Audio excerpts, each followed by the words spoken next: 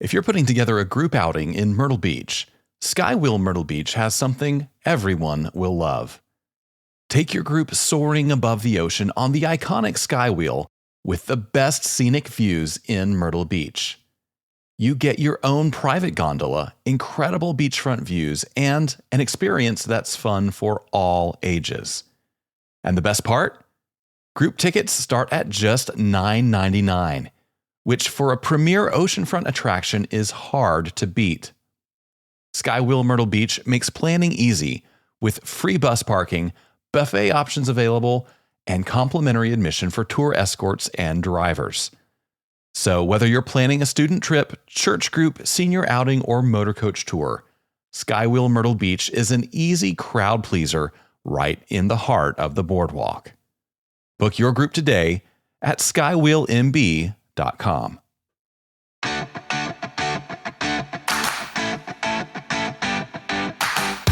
Well, hey there, everybody. Welcome to Gather and Go, the podcast that helps you plan, promote, and lead better trips. I'm Brian Jewell. I am your host. I am feeling empowered today, and I hope after listening to this episode, you will feel the same. You know, as always, my promise to you is that I'm going to do everything I can to make this investment of your time worth your while. And today I'm going to do that through a featured conversation with Bob Sweeney and Doug Haugen of Innovative Travel Acquisitions. Bob and Doug are going to help us unpack what it looks like to sell a tour company. They're going to share some thoughts on how you know when it's time to list your travel business for sale, and how to figure out what your company is worth. All this and much more really valuable insight in the featured conversation. I am excited for you to hear it. Before we get there, though, let's start with some travel news you may have missed. Southwest Airlines says long-haul flights could be coming soon. Southwest leadership says the company could begin offering long-haul international flights within the next 5 years, marking a significant shift for a carrier that has traditionally focused on domestic and short-haul routes. Southwest CEO Bob Jordan recently told employees that the airline's fleet of Boeing 737 MAX aircraft could eventually make destinations in Europe possible, particularly from airports along the East Coast of the United States. Jordan said many Southwest customers, quote, want to fly the airline they love, but they want to choose us and simply can't because we don't offer them the thing that they want, like flying long haul. The airline is reportedly considering between 8 and 12 long-haul destinations and may eventually introduce premium offerings such as first-class seating and airport lounges for those flights. The comments come as Southwest continues making broader changes to its business model, including introducing assigned seating, premium seating options, and overnight red-eye flights. Well, before we move on, I want to take just a minute and share a little bit of news from us. Now, if you're like some of our listeners, you book all kinds of travel, not just group travel, and you might have clients that rely on you for helping them book and plan meetings and events. If that is you, I have a great resource to tell you about. It's called Small Market Meetings. It is one of the magazines that we publish here, and this magazine and its accompanying digital platforms and brands could be really, really helpful for you in elevating your meetings game. Now, every issue of the magazine covers meeting destinations all around the U.S. that are perfectly situated to offer great venues and service to small and mid-sized groups. Now, you can look at the magazine, see some of our content, get a sneak peek at what is in some of our newsletters, download free resources, all of those things on our Start Here page. That is easy to find at smallmarketmeetings.com/start. And don't worry, I'm going to put a link to that in the show notes to make it easy for you to find. If you are planning meetings, or maybe even just interested in learning about meetings and perhaps expanding your business into meeting planning, this is a resource you are going to love. And the best part It's like everything else we offer, Small Market Meetings is totally free. So check it out today at smallmarketmeetings.com/start. Well, it's just about time for us to move into our featured conversation with Bob Sweeney and Doug Haugen. Before we do, let me remind you that you can find a wrap-up of some of the most important things Bob and Doug had to say in the show notes for this episode. And I'm also going to come back after the end of the interview and hit some of the highlights of that conversation, give you some of my thoughts on it, just to make sure you don't miss any of the real key value in this very important discussion. And when we're done with that wrap up, I hope you will stick around, because I'm going to give you some of my thoughts about what boomer tour operators need to be hearing about their businesses today. That's going to be the topic of the Hot Minute. You won't want to miss it. We'll be right back with Bob Sweeney and Doug Haugen.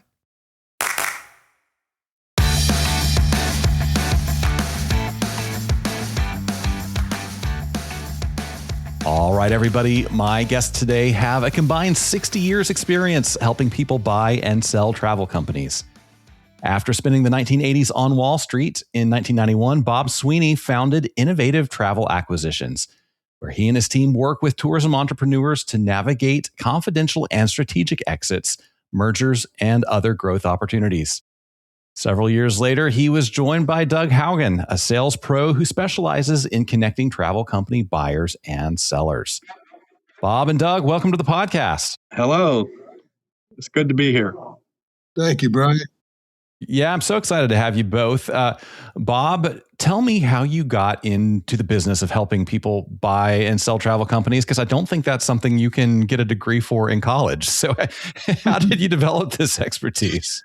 Gosh, I was a stockbroker for 9 years, and one of my clients owned a general business brokerage firm, and I went and worked there for about 6 months, and I learned a little bit about the overall industry of brokering businesses, but in particular, I was on duty and a travel agency owner called in, and I was amazed every phone call I made after that, would they be, to other agencies, would they be interested in buying? And they're all interested. So kind of a light bulb went off, and I said, I want to specialize in this industry. And it's been great. We've been doing it for 35 plus years now. And we've sold, 780 or so travel companies. And it's wonderful. Dougie's been my partner 27 years now, I guess. So yeah, that's all we do. We stay in one industry. So if you want to sell a hardware store or, gas station or daycare center, we can't help you, but we can help you if you want to sell a travel or tour related company. I love that. You developed such an expertise, and a lot of people I think would be surprised that there are 700 tour and travel, companies in the world today. Of course, there's this persistent myth that the travel agencies died 20 years ago, which we all know is not true. But yeah, there's something wonderful about staying in your lane, developing deep expertise, and really, really serving the people that are going to count on you. Doug, can you walk us through some of the signs that a founder or an owner of a travel company should probably think about selling? What are the things that are going to be going on in their personal life or in their professional life that should sort of raise that flag in their minds that it's time to think about an exit? Yeah, I just was just speaking to somebody before we started this, and they gave me like 4 things. And there's like all these boxes were getting checked, and one was just the minutia. It's been 20, 30, 40 years of doing this, something new, or battling the same thing, whether it's suppliers or having to hire a new employee and train somebody. They get burned out in that sense. And then a big one is that they find that they're competing against everybody in a way they've never had to compete. And so whether that's they've lost out in the marketing, the search engine optimization through Google, or their clients are going somewhere and they don't know why. AI, so they see themselves falling behind, and so in order to save what they got, and they do have something of value, they want to see what we can do to help find a buyer that could come in and that's already has the marketing tools, the technology to help them to stay alive and survive. Yeah. So, you mentioned that. It makes me wonder if in many of those cases, it's a situation where if the owner tried to stick it out, tried to do it themselves, they would run it into the ground. And so it's really necessary to make a call that may not be the easiest call, but go ahead and make it now versus regret it 5 years later. Do you see a lot of that? Yeah. A buyer will say, boy, you've only made so much money in the last 2-3 years. Why is that? And they're like, I don't have the time, A, and B, I do have some money, but I don't feel like reinvesting it because I either don't have the fire in the belly or I'm fearful. I can't. I think I might waste my money just trying to invest it to grow it, to take it to the next level. Yeah, that makes a lot of sense. Bob, I have met a lot of tour operators. That's the water I kind of swim in. A lot of tour operators who are reaching an age where, they're starting to think about selling, but they don't have a buyer clear and present in their minds. There's no one who has come up through the ranks of the company. They don't have a child who's interested in getting into the business. Is that something that you see as a common issue? And if it is, I wonder if you have some insight into what causes that issue for travel entrepreneurs. Yeah, it is common for sure. And, many owners of tour operators in an ideal world would love to sell their business to one of their longtime loyal employees. In most cases, with all those great intentions, it's unusual that the employee can in fact afford to pay the seller a fair purchase price. And there are so many different ways to structure a transaction. And I think sometimes owners, it's a noble idea to sell it to an employee. But if the business is worth, let's say, $300,000 and the most the employee can pay you is $100,000, I think what you have to realize is that you provided that employee all along the way a really nice place to work and a good environment. You helped pay tuition bills and doctor bills of the family, and you wrote checks every 2 weeks, and you've done a lot for that person already. So unless the seller is independently wealthy, and it doesn't matter if they get 100 or if they get 300, well, in those cases, they sell it to the employee. Depending upon the age of the seller, you can structure something where the employee pays them out over 10 years instead of the normal 2 or 3 years. So, yeah, there are ways to do it, and it's great. I think a way to maybe prevent that from happening would be exploring the employee-owned structure, ESOP, employee stock option program. That's one way to alleviate that future problem. Yeah, I've seen that work before. I'm a big fan of companies that have figured out how to do the employee-owned acquisition. It tends to work out well for a lot of people. So, Doug, tell us about the process. If somebody decides I don't have a buyer in my world and I need, Doug and Bob to help me sell this company, tell me about the process, what it's like to work with you guys, and specifically, like, how are you going to find that buyer? Because that's not something you can just Google. Like, who wants to buy a travel company, right? So how do you match these buyers and sellers up? Yep. Well, the fact that for all these decades that we've what we do is we stay in touch with most everybody. And we find out, who's growing, who's holding, who's buying, and we segregate those out accordingly so that we have our database of buyers, potential buyers, categorized, whether you're an adventure tour operator or a cruise or a corporate agency buyer.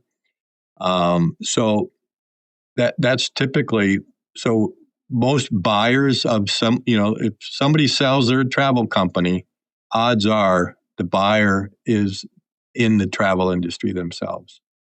Interesting.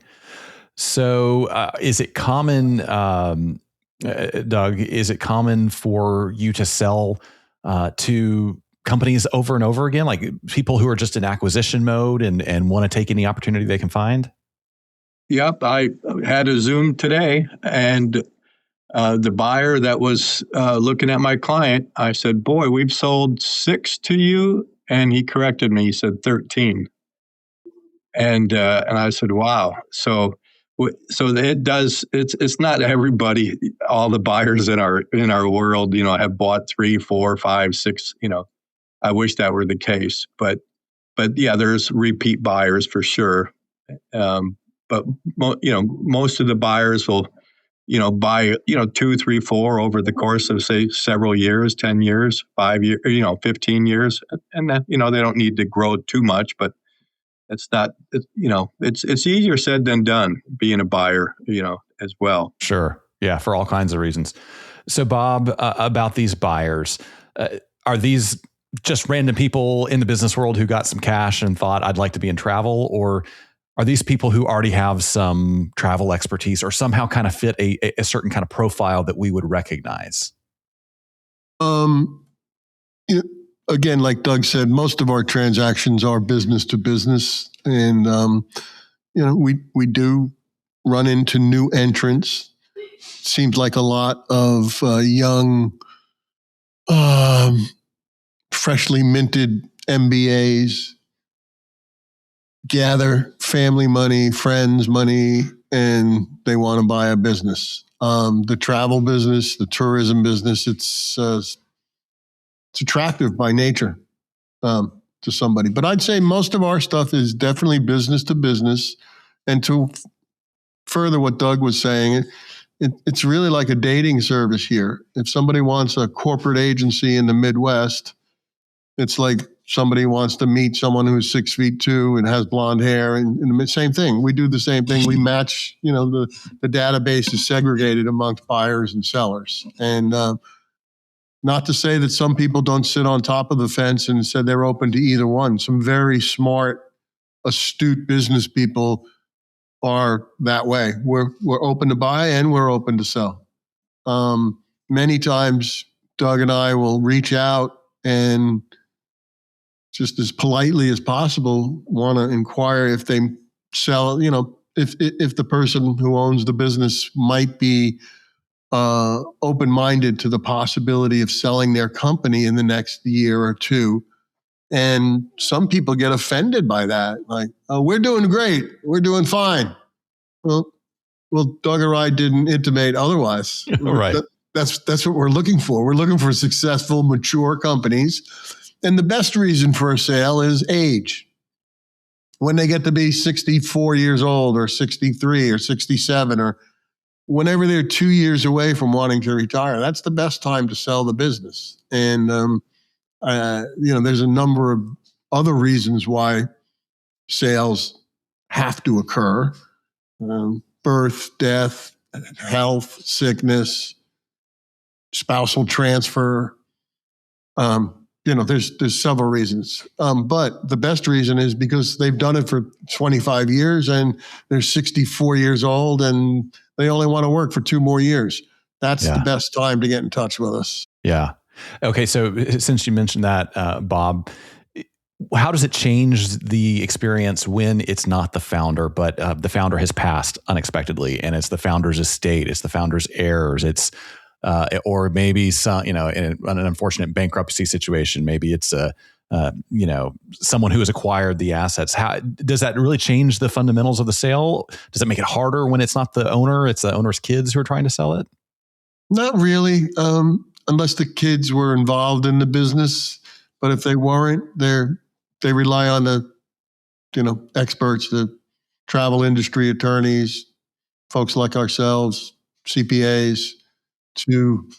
But in the valuation of the company and what have you, it doesn't change. So, one of the tough things in my mind about travel company transactions is they tend to have so little in the way of hard assets, right? There's usually not real estate, there's not inventory, there's not patents. So, how do you go about figuring out a valuation for a business that has very little, if any, hard assets? Great question. And I make the comparison. It's not like selling a trucking company where I'm the buyer, you're the seller. Hey, Brian, let's go out and kick a few tires around. All right. Well, this truck's worth this one. It's got this many miles on it. You're right. Those are hard assets. They're tangible. You can go to the bank and get a loan on those. Very difficult to get a loan at the bank because, Brian, you know a lot of people. Right. It doesn't translate very well. So it is difficult. But there's a term called EBITDA, which is capital letters EBITDA, and that stands for earnings before interest, taxes, depreciation, and amortization. It's a multiple of that number that drives the purchase price. And that multiple expands as the level of profits goes higher. That level of the multiple of the earnings of the company that gets paid, typically it's anywhere from 2 to 6 times earnings. The level of profits as they expand, the multiple expands. So someone who's showing $100,000 in earnings, they're probably going to get 2.5 times that number. Someone who's showing $1 million in net profit, they're going to get over 5 million. So the number expands from 2 to 6. I would say the business is in the $500,000 profit range. About 4 times earnings is a good place to start with that. And that's a number that is used. That's not to say that a break-even type travel or tour company has zero value, but the buyers are trying to figure out, if things stay the same, how long will it take them to pay it back? That's what they look for typically. So because there are no hard assets, a typical structure, Brian, would be, I'm going to give you a small down payment, and then we're going to ride side by side for the next 24 months. And based upon what comes in the door here, we'll have a formula put together that hopefully is satisfactory to both of us. So the risk has to be shared. The buyer does not want a hot potato. What are some of the signs that there is risk there, that it might be a hot potato? Is there something you look for in the balance sheet or something that says you may need to do this based on future earnings and not, a big multiple? Yeah, a precipitous drop in earnings right recently or during the negotiation, that's certainly not good. It's you want to sell into strength, not into weakness. If you just had your top employee just walked out unexpectedly, then if you're chasing money, it's not 100% credit card business. I mean, these are some of the things that can get in the way for sure. Doug, what are some of the hurdles that can make acquisitions harder? I know the ideal deal goes through a certain way and the buyer's happy and the seller's happy and you're like, great, this was easy. I imagine that doesn't happen some of the time or even most of the time. So what are the pitfalls that you're walking buyers and sellers through, or around to make the transaction successful? Sure. We tried to, at the very beginning, get as much detailed information on our sellers, on our clients as possible. And what can happen is that it's just not clear enough for a buyer how the agency works, how the tour operator works, their structure, and And a big pitfall would be where, the owner is the face of the business. They're, I'm sorry, there's just a lot of echo cancellations going on in my end. Let's see. Some more of the pitfalls would be where, a seller's clients, they're top heavy in their clients, and then they're trying to maximize a real high down payment for their business. And the buyer is like, well, you have a lot of your business is tied up into just a few clients. And if one or two of them leaves, we're going to have to structure your business this way. That can be, a sore spot. And, the owner being most of the business or the face of the business and not wanting to stay very long. So the transition is a lot more riskier for the buyer. So that could be, sales are up and down, and because of maybe some programs that a seller has that's every other year, the unwillingness of a seller to do an earnout or a performance.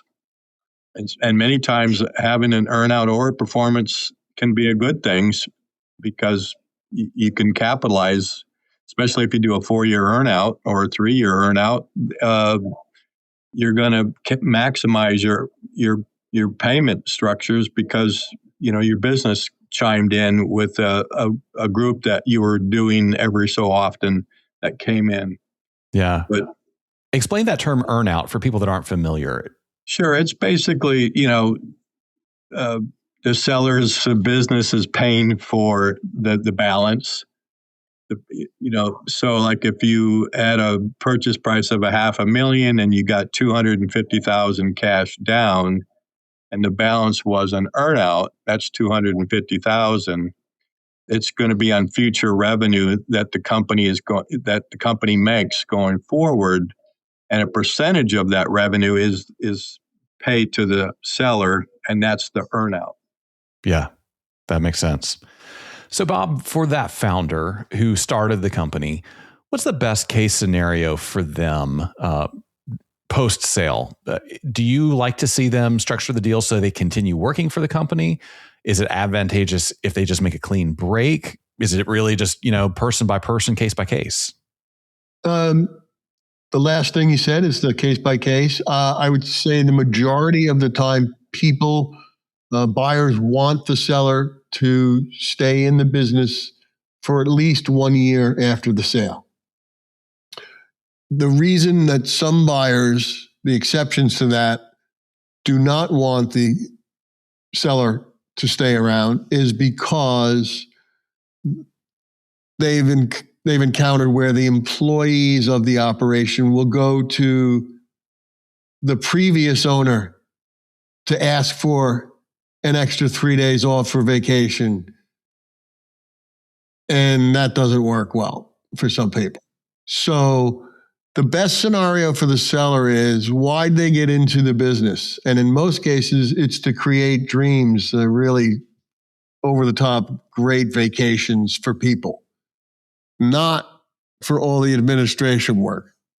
The copier broke, the credit card's not working. I mean, that's not why they got into it. So the ideal scenario is the guy who got into it built himself a nice company, and he or she are producing, and they have other hard workers around them, and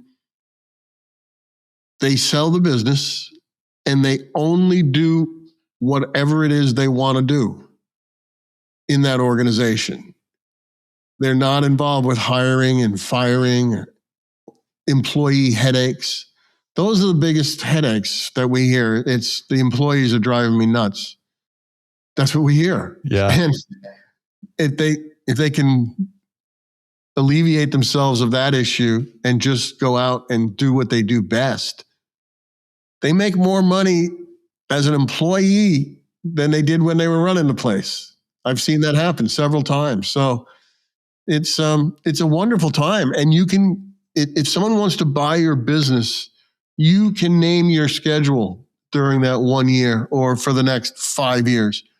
If they want your business and you say, well, listen, my wife's a school teacher, so can I have the summers off? Absolutely. Sure, why not? I don't want to work Mondays or Fridays. That's great, no problem. So it's a wonderful time to take your foot off the gas pedal and just kind of ease it back a little and say, you know what? I do one golf group each year. That's all I want to do. I just want to lead that golf group from now on. And that's what they wind up doing. Yeah. So they can carve out whatever it is they want. Yeah, that sounds wonderful. So Doug, take us through the process. The person who is starting to think about an exit, take us through the process of working with you and your group to facilitate a deal. How do they start that process? What does it look like? How long is it going to take? What's it going to cost them? That sort of thing. Sure. We typically, what we'll do is we'll send out a seller's package that basically asks for a company overview, financials, a contract that's going to be between us and them for a period of time that says we get paid if we do find a buyer and the deal happens. And back to I didn't really think it through on the pitfalls for buyers and sellers.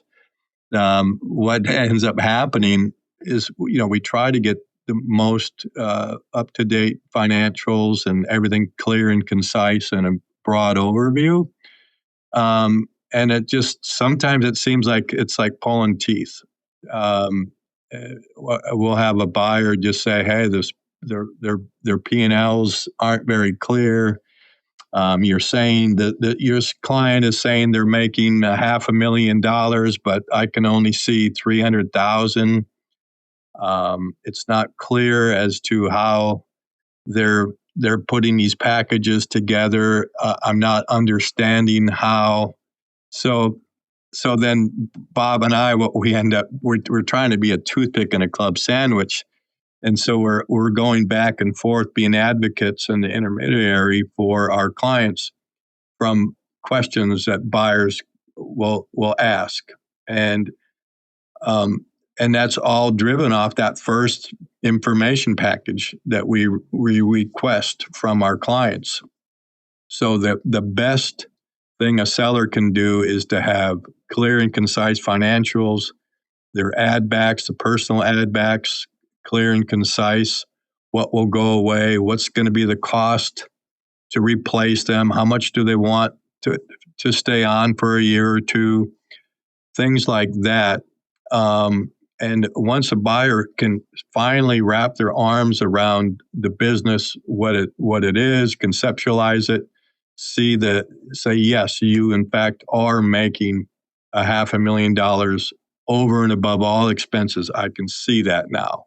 Mm-hmm. Once we have that, then it's the offer. We help negotiate with a counter offer. Most buyers are going to expect that once their offer is put out, that there's going to be a counter offer.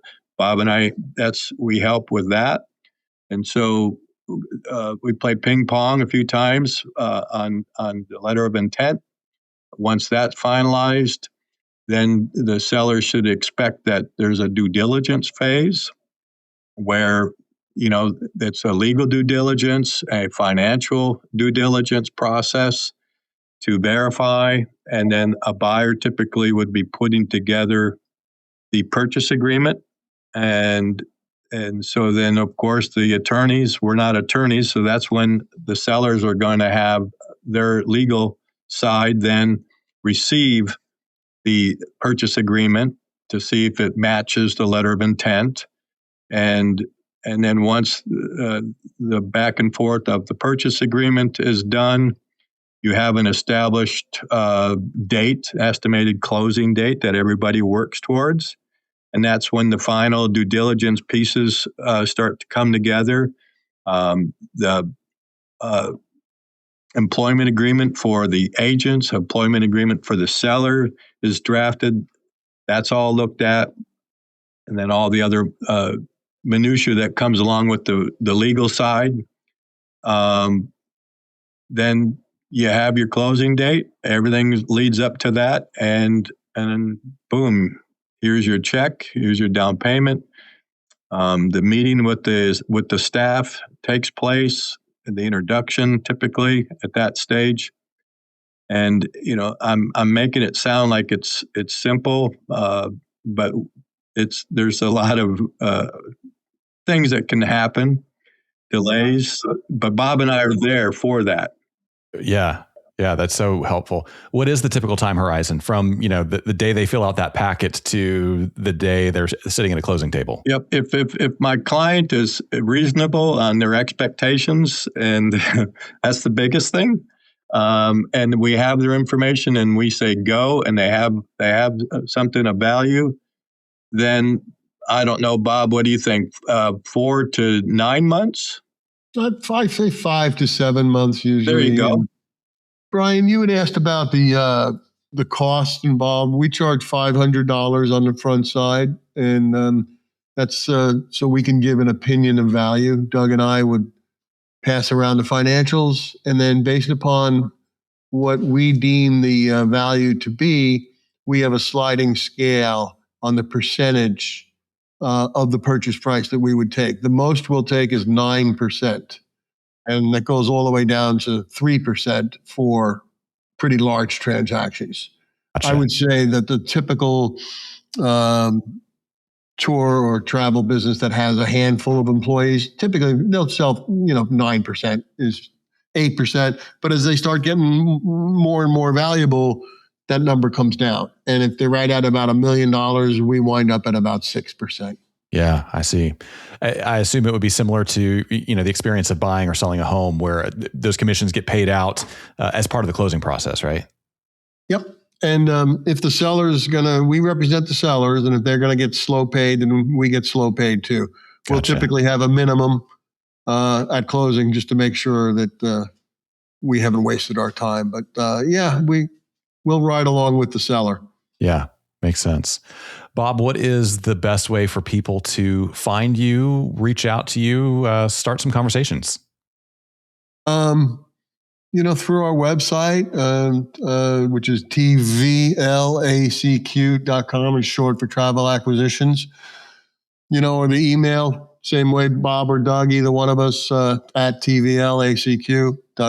And we try to be a good future resource for people who start to think about these things. And it's we can save people time and heartache. That's what we can do. Heartache in that, sometimes we'll approach someone and say, well, I'm already talking with somebody. And I'll immediately ask, well, how long have you been in business for? And they'll say, 32 years. And I say, okay. So the first person that comes knocking on the door after 32 years, you're going to try to railroad something in and make that work? Why would you limit yourself? I've never understood. So I'm real big about don't ever limit your buying pool. Some people say, I only want to sell to someone in my consortium, or it's absurd. It's like making the reference back to selling a house. That's the same thing as saying, I only want to sell to somebody who lives in my town. Right. I mean, so don't ever limit your buying pool. That, if I can give one thing, and that's the advice. And from a buyer's perspective, the best advice I can give a buyer is, if you do write an offer, put a time frame on it, expiration date. Because otherwise it'll just elongate and just go, the weeks will turn into months and the months will turn into years. And like that. So, Yeah. Great insights there. Super valuable. Guys, before I let you go, we have some questions we ask every guest, and these are just for fun. So it's no pressure. You can just kind of answer off the top of your head. Doug, I'll start with you on this first one. When you book travel, do you choose a window seat or an aisle seat? Window. Yeah. You need that pillar to lean on to sleep, or you just like the view? Oh, I'm looking down and clouds, and it's just fun to see the earth go by. Yeah. Oh, that's beautiful. What about you, Bob? I'm an aisle seat guy. Gotcha. Yeah. So you guys can just fit neatly into one side of the plane. Cool. Bob, what is something in your carry-on that you wouldn't travel without? Something in my carrot. I guess I would have to say my deodorant. Ooh, Yeah. that's a good answer. Yeah. For clear and understandable reasons, right? Like, Yes. everybody understands that. What about you, Doug? My Bose noise canceling headphones. It's been ever since I've had them. It's like the kids start to scream a couple rows behind me, put those babies on, and it's nice. Yeah, that makes a lot of sense. Doug, if you had a free airline pass and a week with nothing else to do, where would you go? Probably because I've not been, but probably Italy, somewhere over in Europe. Yeah, that's beautiful. You got to make that happen one of these days. Bob, what about you? Yeah. Where would you go? I'd go to the Azores over in Portugal. Wow. Have you been there? No, but I want to go. Yeah, I hear that's lovely. All right, here's the final question. Bob, we'll start with you. What is something you have seen or done on the road that you wish you could go back and experience again with somebody you love? Well, jumping in the cold ocean over in Scotland. Wow. How cold was it? Pretty cold. It was cold. It was one of those sauna deals where they had a little sauna, a portable sauna that, Yeah. you come out and it's great. It was a lot of fun. That's amazing. All right, Doug, you get the last word on that. What would you do with somebody you love? Oh boy. Top of the World Trade Center used to be the thing, and then Radio City Music Hall at Christmas Spectacular. But outside of that, it would be the Grand Canyon. Oh my goodness. Yeah. One of those places every American needs to try to see, as far as I'm concerned. Yes. So, well, guys, this has been wonderful. Bob Sweeney, Doug Haugen, thanks so much for joining us. Thanks a lot. We hope we have been of help.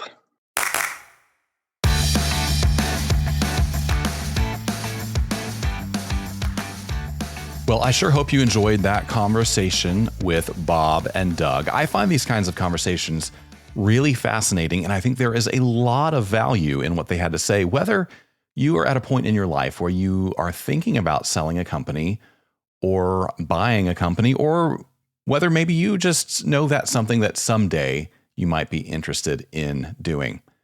There are some things they had to say that I thought were especially important. I want to take a minute again and review them just to make sure you don't miss them. Now, when I asked how travel company owners know that it's time to sell, Doug said one big way is that they find they're competing against everybody in a way they've never had to compete. When they've lost out in marketing, search engine optimization, or their clients are going somewhere else and they don't know why. So they see themselves falling behind. And so in order to save what they've got, they want to find a buyer that could come in and that already has the marketing tools and the technology to help them stay alive and survive. There can be a lot of stigma around aging. There can be some stigma around falling behind on technology. And, while it's certainly possible for people to stay on top of technology as they age, it's frankly not the norm. And I want you to hear me say that if you have found that you can no longer maintain your technological edge, if you no longer understand what is happening in the world of travel tech or travel marketing around you, number one, it's okay. It's really okay. You don't need to feel bad about it. It doesn't make you a bad person. It doesn't make you a failure. But as Doug is saying here, that might really be one of the key indicators that it's time to think about a life change and an ownership change for your travel business. Now, when I asked about how travel companies are valued, Bob explained a formula they uses that takes a bunch of numbers into account. And then he said it uses a multiplier of that number to drive the purchase price. And the multiple expands as the level of profits goes higher. So someone who's showing $100,000 in earnings, they're probably going to get 2.5 times that number. Someone who's showing $1 million in net profit, they're going to get over $5 million. So the number expands from 2 to 6. He went on to say that because there are no hard assets, a typical structure for one of these purchases would be, I'm going to give you a small down payment, and then we're going to ride side by side for the next 24 months. And based upon what comes in the door, we'll have a formula put together that hopefully is satisfactory to both of us. So the risk has to be shared. The buyer does not want a hot potato. I think this is a really smart approach. There are two main points to make here. If you are a solopreneur, or maybe you have a very small staff, and the main purpose of your travel business is just to, pay you enough to get by, well, there's certainly nothing wrong with that. In fact, there's a lot that's beautiful about only doing as much business as you need to support yourself and your employees. But if you are thinking about making an exit, or you see an exit in the next 5 to 10 years, it might be time to really start drilling down on profitability, because profitability is the key factor in that formula that determines your multiplier and is going to make a big difference on the value you get on resale. I also love this structure of coming up with creative ways to sell the business, especially if you're selling to someone else who is involved in the business already. Chances are they don't have hundreds of thousands or millions of dollars in cash lying around. But if you can structure it in a way that they can make a meaningful payment up front, and then you kind of work together to extract a fair amount of business for a set period of time after that, that is a really fair and equitable way to structure a transaction. I think it could be really, really successful for a lot of tour companies that I know. Finally, when I asked about what owners should do after they sell a company, Bob said the best scenario for the seller is why they got into the business. And in most cases, that's to create dreams, really over-the-top great vacations for people, and not to do all the administration work. He said the ideal scenario is the guy who got into it, built himself a nice company, and then has other hard workers around him. They sell the business, and they only do whatever it is they want to do in the organization. He said if someone wants to buy your business, you can name your schedule during that 1 year or the next 5 years, whatever it is. He said it's a wonderful time to take your foot off the gas pedal and just kind of ease it back a little so they can carve out whatever it is that they want. Now, again, I think this is so smart. A lot of people I know that have sold businesses kind of go through a little bit of an existential dilemma afterwards, where they don't know what they're supposed to do. They don't know what their life should be about. Sometimes it can be kind of a miserable feeling. I love Bob's advice here. Don't just sell it and walk away if you're afraid you're not going to know what to do next. Instead, kind of structure it in a way that you can still be involved, but only to the extent that it brings you joy. Get back to the parts of the business that you love most. And then as you do that, it's likely that you will begin to see an exit and a life after business ownership that makes sense, that is exciting, and that is fulfilling for you in new ways. Great stuff there from Bob Sweeney and Doug Haugen. Well, we have talked a lot today about business transitions, about what an acquisition or purchase could look like, and kind of hinted around the idea that there are ways that you can and maybe should know when it's time to make that change for yourself.